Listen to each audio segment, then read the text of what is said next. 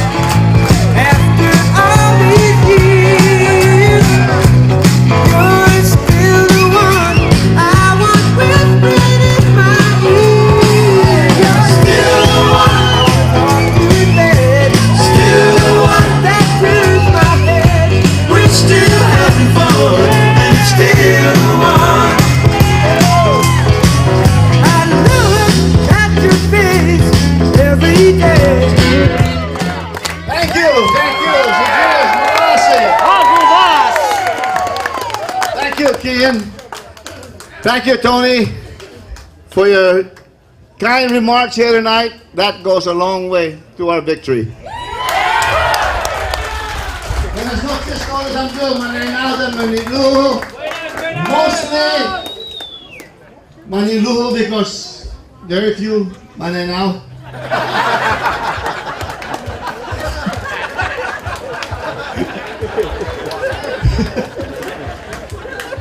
Magandang gabi sa inyong lahat na kaibigan kong Pilipino. Ayos ng boto-boto. Para sa iyo ang halalan na ito. We're gonna get it. This election is very important, ladies and gentlemen. And I thank King Perez for coming up here tonight and hosting this affair, being a co-chair with Marissa Underwood, saying that we're gonna move forward as one unit. And you've heard the speaker, Wampat, you heard Rory Rispiciu. Yes. Rory and the speaker came together and decided that this is not going to be a situation where you're just going to lay down and die. We're not. No dying. We're not. And you know, one person I heard this evening said, "Oh my God, Governor, I thought I was dead. But now I'm alive." Because there's something moving. Finding this gentleman as a lieutenant governor candidate is a major plus for all the people of Guam. He's got all the credentials in the business community, in the judiciary, everywhere that you can think of in the military.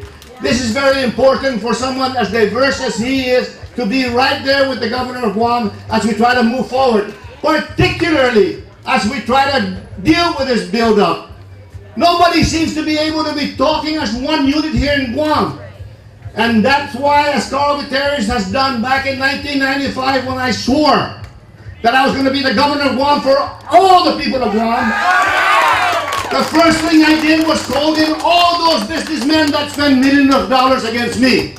And I said, come in here. And they said, oh my God, what's he going to do to us now? I said, no, listen to me. We need to put our brains together. We need to set up a plan and get this economy going and get ourselves out of a deficit. I want you all to work for the government of Guam, for Carl Gutierrez, for free. And you come in here and you head up all these committees. And we did this in 2001 that gave us Pleasure Island, Kamutuman. That didn't just come out like that. It came out from a group of people in the villages, in the schools. They came together and said, this is the vision for Guam. Vision 2001 at that time. And that thing is still working and moving forward. But ladies and gentlemen, what I have seen over the last 4 years, almost 4 years, is a governor that wants to be able to be a caretaker of this government. That's not what they hired him for. You need a leader with a vision to move forward so that our suffering here would be ameliorated by the fact that we can create more jobs. And how do you create more jobs? Not by finding the first dollar and giving it to somebody out the window. Those are all short-term situations. I don't want to try to buy your vote by giving you your tax refund. That belongs to you. You know, somebody, wait a Joaquin. If you came to me as governor and said, they owe me $1,000 on my tax refund. I said, okay, wait. I go and I borrow $1,000 and give it to you and tell you have to pay it over the next 30 years with 5% interest. You're paying for that money they gave you. You shouldn't be doing that. Your children will be paying for it. Come October 1st. October 1st, the new fiscal year, you take a look at the budget. I believe it's $98 million set aside for the bond payments. How many people will be moved out of government jobs? How many of the services at the Department of Education and hospital and the University of Guam and public health are going to be shortchanged because the first $98 million has to go to the $500 million borrowing that they have put together. It's easy for you to be happy right now because you got your income tax refund. That's not about us. Gary and I are about a vision to move forward, to take care of the entire island. Ladies and gentlemen, please understand this. I have to give credit to my wife, who the whole family said, Carl Gutierrez, please retire. They're so, already stop it. Let's get this going. And I said, okay. So I stepped back. But when I heard the pleadings at Sinahanya of the people, and I watched what they have done through the whole 3.5 years to people that actually were targeted and are put into fear at the Commercial Port of Guam or the Port Authority of Guam and other agencies. All those things swam into my mind and I said, honey, you know me, right? He says, I go to 52 years almost. But you know that I will not be able to live with myself if I don't step up to the fight. You know that, honey. I can't do it. You know that this is a fight that I want to be able to continue to the day I die because I am the last grassroots governor you could ever see right now. Simply because I was born before World War II. I lived through World War II. I lived through this whole situation, so I know the culture. When somebody tells me, never mind, we are all Guamanians. Well, okay, good. But I don't see one Filipino here saying, I don't want to call myself a Ilonggo. Why? And somebody's telling me not to be so proud of that I'm Chamorro? Sure, I'm Chamorro. I'm Chamorro. What are you going to tell the Yappies down there that's here? You're going to call yourself Yappian now? So I'm saying to you, let's put our culture and celebrate it. Don't be ashamed of our culture. Every one of us have our own culture. Let this diversity come together. We are team diversity. Look at our color. Team diversity is what we're all about. It's leadership for all. I was so happy when I ran across it. I won't mention his name because he might be slapped on the hand for the organization he's putting together. He's amassing all of those people from the FSM that are United States citizens and say, let's vote. Let's register and vote because we cannot allow the likes of Ray Tenorio to disparage us, to say that we're no good and we're lazy. That's not the way you deal as a leader. You're supposed to say, as Judy Gutierrez said earlier, figure out how to help them get assimilated into the community. You don't spurn them and slap them around. That's not what you need to do. So I'm saying to you as a leader, for 8 years as governor of Guam, I didn't sit here. I didn't sit here going fishing in my swimming pool. I got out there and I got to the deep ocean and I looked for the resources to bring to this island because we don't have enough resources to build here to be able to grow the economy. I've got to bring investments in. I've got to bring any kind of money into the island. That was my job. I network in Washington, D.C., in Japan, in Korea, in China to bring investments in.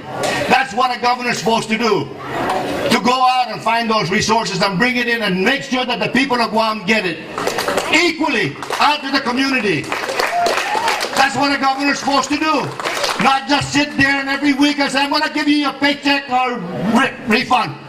Friday is a 3-day holiday. Here's your refund. Go spend it somewhere that you want to buy food at. It's all a gimmick. I am not about a gimmick. I'm so serious about driving into the community in Jigo, in Matak, everywhere, and see our people without water, power, or telephone. I really feel bad about that. And that's what a governor's supposed to do, is to get out there. Because when I chose my guardian chief for Guam culture, it was Chief Gatto. And when Chief Gatto is a chief of the Inalahan village, the entire people, the community, when they have a problem, they come to the chief and say, Chief, I have a problem. The chief's responsibility, culturally, is to take care of that family. So some lady came up to me and says, why?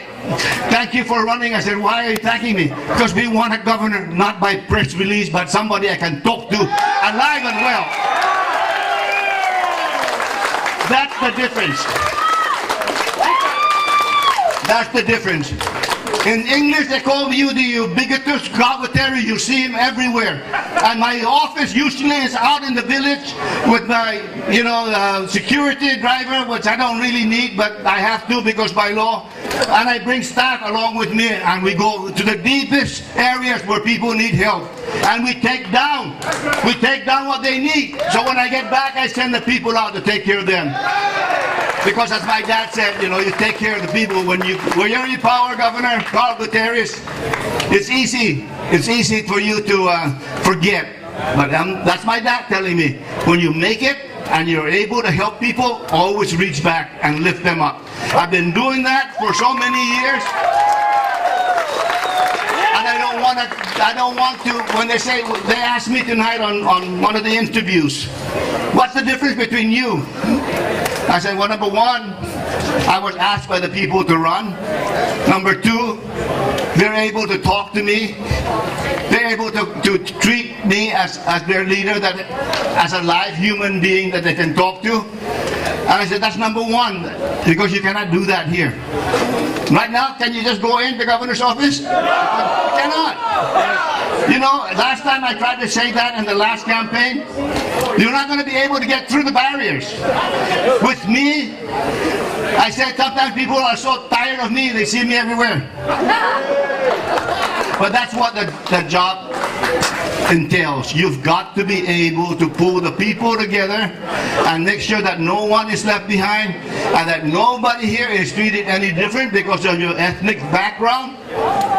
Everybody's the same. And believe me, I've been made an honorary citizen of Palau by law because they knew that I felt that and I carried that. The same thing in Kosrae, the same thing in Ulithi, the same thing in Yap. They made me honorary part of them because they can feel that in my cultural upbringing, the Old Chamorro way is the same as theirs.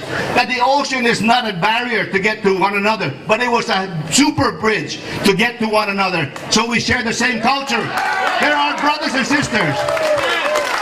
And one thing, if you ever want to get, if you're in history buff, I was in the legislature when Ricky Bardallo was governor, and he was asked by the State Department, what do you think about this provision to allow the FSM, to allow Micronesia to come in and work and go to school in Guam? You know what his response is? And if you can find it, it's embedded right in my mind. He says, these are all our brothers and sisters, let them in. I feel the same way. We also traverse the waters to get somewhere else to make ourselves better. Why do we begrudge people that come here to get the good part of life? So wake up, people of Guam. This other side tells you to just call yourselves Guamanians. Celebrate your culture. Celebrate your culture, no matter what it is. Mga kababayan, for 8 years I served you. And I can tell you na subok na matibay, subok na matatak. You're not going to forget that. You're not going to forget that. So, tonight, you want me to stop? This is the guy right here that has all the trust of Carl Gutierrez to be able to help move this island forward. He's got the background, he's got the heart, he's got the mind to be able to make life easy for the running of Adelup. But Adelup is going to be open, and maybe I'll be staying here. It's going to continue to be open. Just don't pick the mangoes until it's ripe.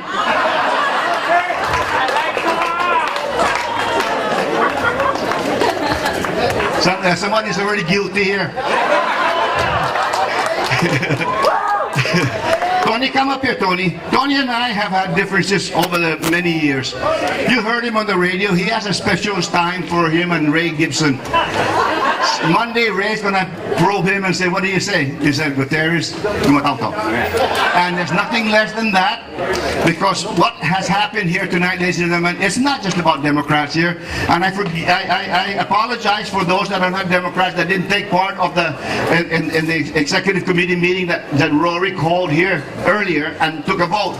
But to many of you that are Republicans out there and independents and those that have been punished by this administration in a climate of fear, have no fear, because we're going to take it back and we're going to right the wrong. We're going to right the wrong that was given to you. We're going to right it, because they tried to do that with me, to break me so that I could never run in politics anymore. But I'm still standing. I'm still standing. And so are these people that are fighting them. They're still standing. And to all the extent possible, I will make sure also that the young adults at the University of Guam, you know, Derek Hills, Basa Hills, is already organizing there, because they're the ones that know what's going on in terms of tuition.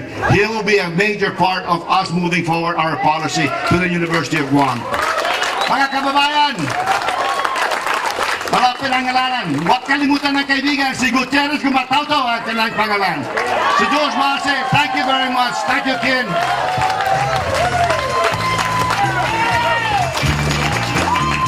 You know, I can tell you something. He can generate excitement. Many years ago, my dad and I went up to his house for a rosary, made for his mother. She had passed away. And I asked Carl, point blank, I said, why do you like to make trouble? His response to me, and it lives with me to this day, he says, Ken, I don't like to start trouble, but I will never run away from it.